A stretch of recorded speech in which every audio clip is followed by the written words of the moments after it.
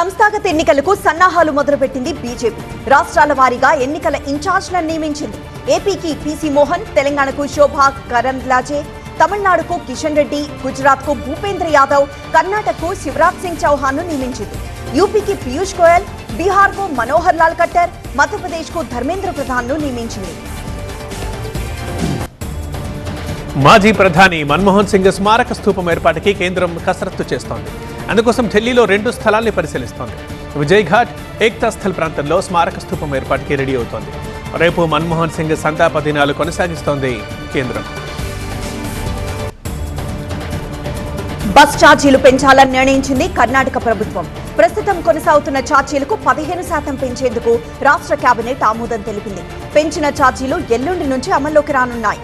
ఆర్టీసీలో మహిళలకు ఉచిత ప్రయాణంతో సంస్థకు వస్తున్న నష్టాన్ని పూడ్చేందుకు ఈ నిర్ణయం తీసుకుంది. క్యాన్వా అనే ఫ్రీ టూల్ని యూజ్ చేసుకుని ఎటువంటి డిజైన్ అయినా మనమైతే సింపుల్గా చేసుకోవచ్చు.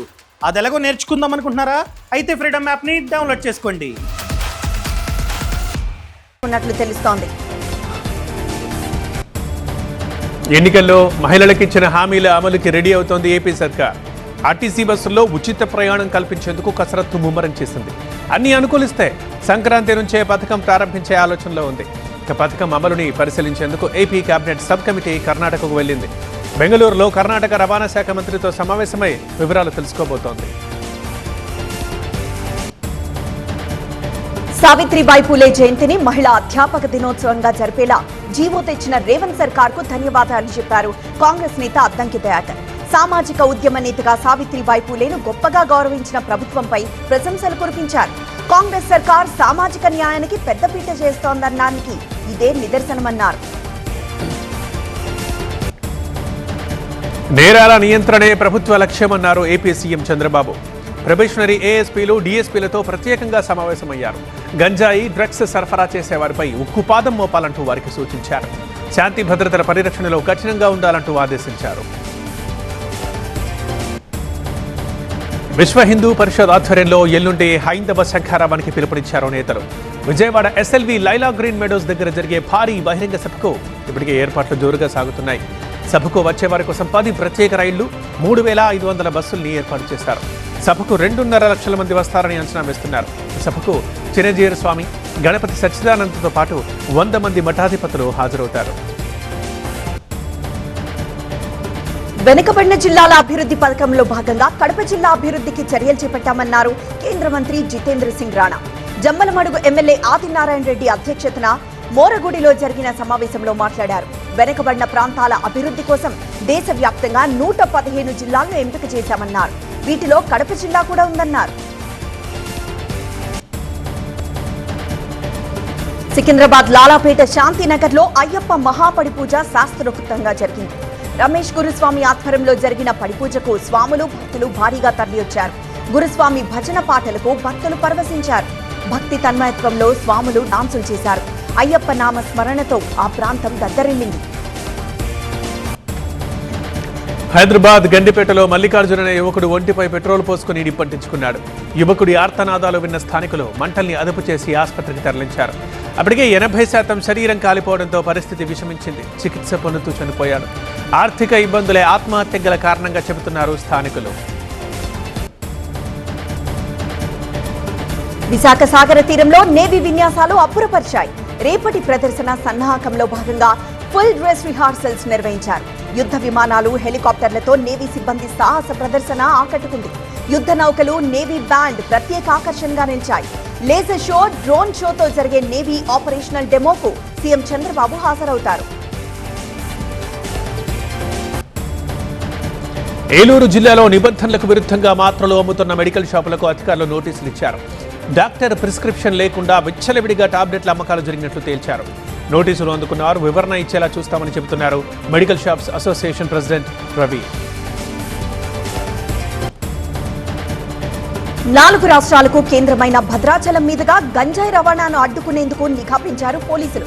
నిత్యం రద్దీగా ఉండే భద్రాచలం బస్టాండ్లో నార్కోటిక్ పోలీసులు సోదాలు చేశారు. డాగ్ స్క్వాడ్ తో పలు ఇళ్లను తనిఖీ చేశారు. భద్రాచలంలోకి వచ్చే వాహనాలతో పాటు కొత్త వారిని క్షుణ్ణంగా సోదాలు చేస్తున్నారు. మంచిర్యాల జిల్లా బెల్లంపల్లిలో సివిల్ సప్లై హమాలీలు సమ్మెకు దిగారు. సమస్యల పరిష్కారం కోసం విధులు బహిష్కరించి సమ్మె చేపట్టారు. సివిల్ సప్లైస్ హమాలీలు రాష్ట్ర కమిషన్తో చేసుకున్న ఒప్పంద జీవోని వెంటనే అమలు చేయాలంటూ డిమాండ్ చేశారు. క్వింటాల్కి 29 రూపాయల హమాలీ ఛార్జీ చెల్లించాలని, హమాలీలకు 10 లక్షల బీమాతో పాటు పెండింగ్ బకాయిలు చెల్లించాలని కోరారు. మునుగోడు నియోజకవర్గం బోడంగిపర్తి బీసీ గురుకులాన్ని సందర్శించారు ఎమ్మెల్యే కోమటిరెడ్డి రాజగోపాల్ రెడ్డి. తరగతి గదులతో పాటు హాస్టల్ గదులను పరిశీలించారు. అనంతరం విద్యార్థులతో ముచ్చటించి వారి సమస్యలు తెలుసుకున్నారు. చన్నీళ్లతో స్నానం కష్టంగా ఉందన్న హాస్టల్ విద్యార్థులకు త్వరలోనే వాటర్ హీటర్లు ఏర్పాటు చేస్తామని హామీ ఇచ్చారు. యాదాద్రి లక్ష్మీ నరసింహస్వామి ఆలయానికి నెయ్యి కాంట్రాక్ట్ ఇచ్చినందుకు సీఎం రేవంత్ రెడ్డి ప్రభుత్వానికి కృతజ్ఞతలు చెప్పింది మదర్ డైరీ సంస్థ. సీఎం నిర్ణయంపై హర్షం ప్రకటిస్తూ ప్రభుత్వ వైపు బీర్ల ఐలయ్యతో పాటు కాంగ్రెస్ నేతలు సీఎం ఫోటోకి పాలాభిషేకం చేశారు. ప్రభుత్వ నిర్ణయంతో మదర్ డైరీ మరింత పురోగతి సాధిస్తుందన్నారు చైర్మన్ మధుసూదన్ రెడ్డి. గతేడాది తిరుమల శ్రీవారి హుండీ లెక్కలను టీటీడీ వెల్లడించింది. 2024లో హుండీ ద్వారా వెంకన్నకు 1,365 కోట్ల రూపాయలు వచ్చాయి. ఈ లెక్కన సగటున ఒక్కో నెల హుండీ ఆదాయం 113 కోట్లు టీటీడీ ఖాతాకు జమ అవుతోంది. సగటున ఒక్కరోజు హుండీ ఆదాయం 3.73 కోట్లుగా రికార్డులకెక్కుతోంది. గతేడాదిలో జులై, ఆగస్టులో అత్యధికంగా 125 కోట్ల హుండీ ఆదాయం లభించింది. పిడుగురాళ్ల వాడరేవు మధ్య నిర్మిస్తున్న జాతీయ రహదారి పనులు వేగంగా జరుగుతున్నాయి. దాదాపు 82 కిలోమీటర్ల మేర ఈ రహదారి ఉంది. పర్చూరులో ఫ్లైఓవర్ నిర్మించబోతున్నారు. ఈ హైవే నిర్మాణంతో 2 తెలుగు రాష్ట్రాల మధ్య రవాణా మరింత సులువు కానుంది. జమ్మూ కాశ్మీర్లోని దోడా, గుల్మార్గ్లో మంచు గడ్డకట్టింది. మంచు అందాలు కనువిందు చేస్తున్నాయి. ఉష్ణోగ్రతలు -డిగ్రీల్లో నమోదవుతున్నాయి. అటు భదర్వా లోయ మంచుతో కప్పబడింది. పర్యాటక ప్రదేశాల్లో మంచు తొలగింపు ఆపరేషన్ చేపడుతున్నారు అధికారులు. బీజేపీ నేతృత్వంలోని కేంద్ర ప్రభుత్వం ఆర్థిక సంక్షోభాన్ని సృష్టించిందని కాంగ్రెస్ అధ్యక్షుడు మల్లికార్జున ఖర్గే ఆరోపించారు. ఈ సంక్షోభం కారణంగా సామాన్య ప్రజల జీవితాలు చిందరవందరయ్యాయన్నారు. తాను సృష్టించిన ఈ సంక్షోభానికి మోదీ సర్కార్ దగ్గర పరిష్కారం లేదని మండిపడ్డారు. దీనికి 7 సూచికల్ని ఖర్గే ఉదహరించారు. దేశంలో బంగారం లోన్స్ 50% పెరిగాయని, గోల్డ్ లోన్ ఎన్పీఏలు 30% పెరిగాయని ఆయన అన్నారు. బీఎస్ఎఫ్ నుంచి మొదలు తన మంత్రులు, అధికారులను బెంగాల్ సీఎం మమతా బెనర్జీ కడిగిపారేశారు. కేంద్రానికి అనుకూలంగా వ్యవహరించేందుకు బంగ్లాదేశ్ నుంచి చొరబాటుదారులను బీఎస్ఎఫ్ అనుమతిస్తోందని మండిపడ్డారు. కొంతమంది అధికారులు విపక్షాలకు సమాచారం లీక్ చేస్తున్నారని ఆగ్రహం వ్యక్తం చేశారు. ప్రతి మంత్రి, ప్రతి శాఖ కార్యదర్శికి మమతా బెనర్జీ క్లాస్ తీసుకున్నారు. బడ్జెట్ చర్చల్లో భాగంగా ఆర్థిక రంగం, కేబినెట్, మార్కెట్ ప్రతినిధులు ఆర్థిక మంత్రి నిర్మలా సీతారామన్తో భేటీ అయ్యారు. ఆర్థిక మంత్రిత్వ శాఖ కార్యాలయంలో ఈ సమావేశం జరిగింది.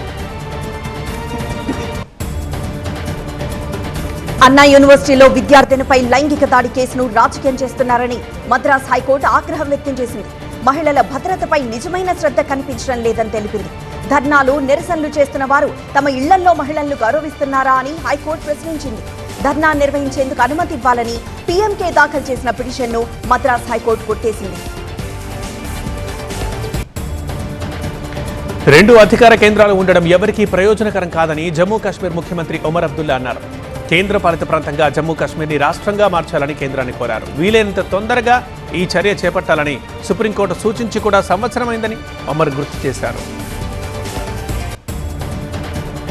బీహార్ పబ్లిక్ సర్వీస్ కమిషన్ పరీక్ష రద్దు చేయాలని డిమాండ్ చేస్తున్న అభ్యర్థులకు జన్సురాజ్ పార్టీ అధినేత ప్రశాంత్ కిషోర్ సంఘీభావం తెలిపారు. వారికి మద్దతుగా ఆయన హఠాత్తుగా నిరవధిక నిరాహార దీక్షకు దిగారు. గత వారం అభ్యర్థులను కలిశారు ప్రశాంత్ కిషోర్.